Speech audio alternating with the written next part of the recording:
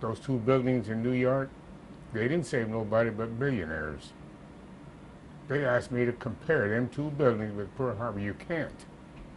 Those boys out there died for our country. Those guys died for money. Just like that lady said, I can't live on $1.5 million a year. What they were going to give her because her husband died, those things I remember too. Mm-hmm. When somebody picks on my country, then I get mad. I love this whole country. My mom and dad did too.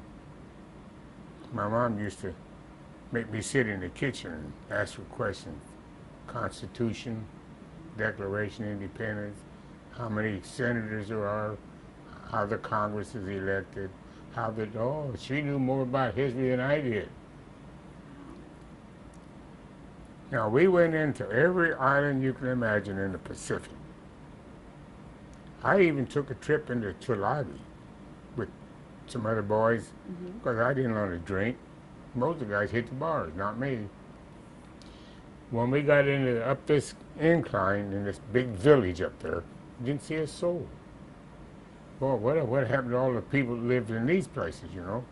We were 4 miles away from the ocean now. Pretty soon, some guy came out in a beautiful robe, big hat. He said, I say, old chaps, what you doing up here? I started laughing. I said, hey, you speak better English than we do. He said, I spent 4 years at Oxford. He said he was the chief. He said, what are you doing up here? Well, we didn't want to go in the bar. He said, don't you know there's still snipers up here? Are you kidding? They told us it was secure, but it isn't. So he goes like this, and a whole bunch of people come out, lay those mats on the floor. We sit there, talk. About time for us to leave, he said, no, you're not going to leave yet. I'm going to get some warriors. So he's got 6 of his warriors, and they led the way back down. He said, the Japs are smart. They'll let you go by, and if they think you're going to go back home, then lay a grenade over here with a string on it, over here, and they cover it with leaves. So when you hit it, Okay. yeah, they were smarter than we were. When you look back, are you filled with a sense of pride, or is it more? Do you feel sad? I didn't want to go back. She did that on her own. I didn't want to go back. And when Kevin Cullen called me up, he said, hey, how you feel now? You're going to go back to Hawaii. I said, where? When? He said, well, the girl's collecting money. I said, I didn't tell her to do that. He said, well, didn't you say you couldn't afford to go back? I said, yeah, I've been operated on 9 times, and my daughter knows how I feel.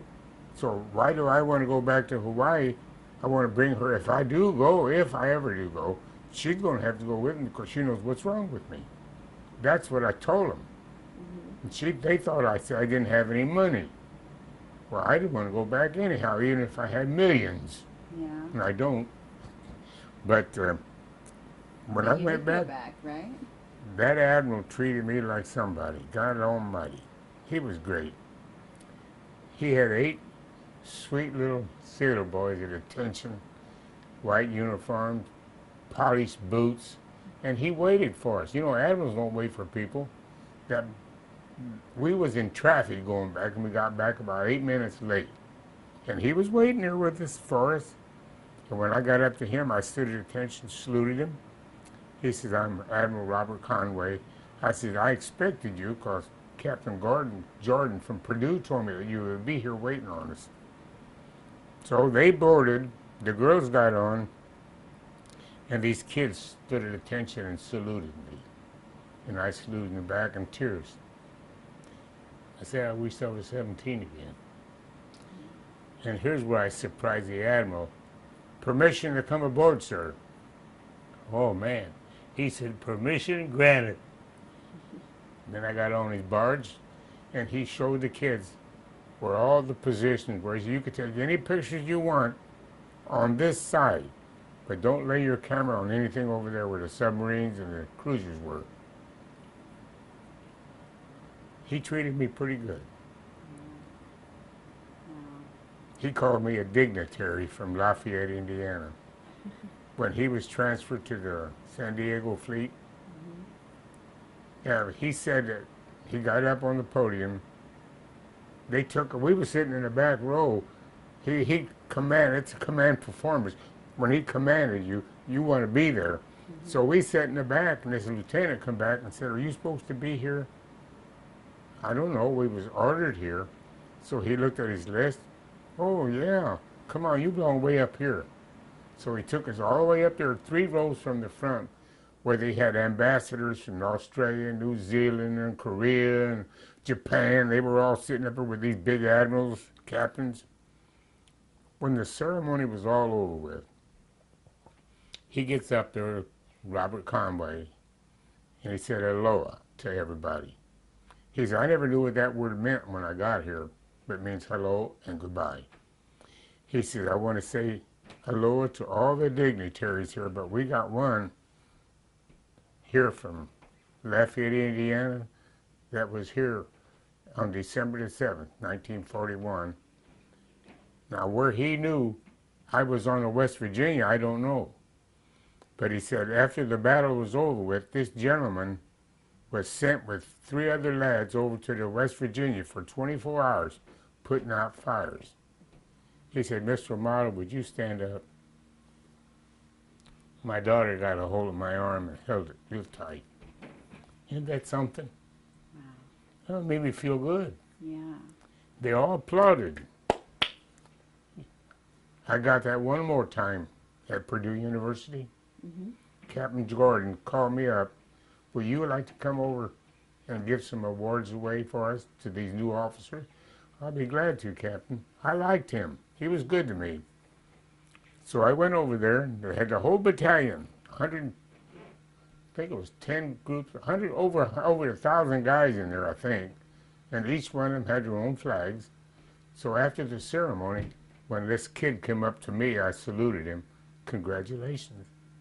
Now don't judge the Navy by what you do here. It's wonderful out there." He said, "Thanks." So they started the music. I think it was Stars and Stripes. And Captain said, "Vince, stand up. This is for you." They passed in review. I couldn't believe it. The old tears come out again. Oh, yeah. It was good to be appreciated, but it's only the military that did it. Over there and over here. I spent 4 years in that Pacific. I got to come home once for 6 days. They owe me money for all them leave days I was promised when I signed that contract. Shipping over money and a pension that they wouldn't give me. I spent 8 months in a Navy hospital. Way up in the boondocks of New York, up around the Finger Lakes. All the way from the Philippines, they sent me all the way up there. We were in battle stations from October to January, 44 to 45. I lost 40 pounds weight. We were in a little hallway, a little room, a little companionway. And our job was, if we was to get torpedoes on the port side, or on the starboard side, we were to open these hatches and open the valves and flood the port side, no matter who's down there, to save the ship. But we didn't have to do that. But we were there. You could see our bodies slishing across the decks. That's how much sweat would come out of your body. Once in a while, they would open that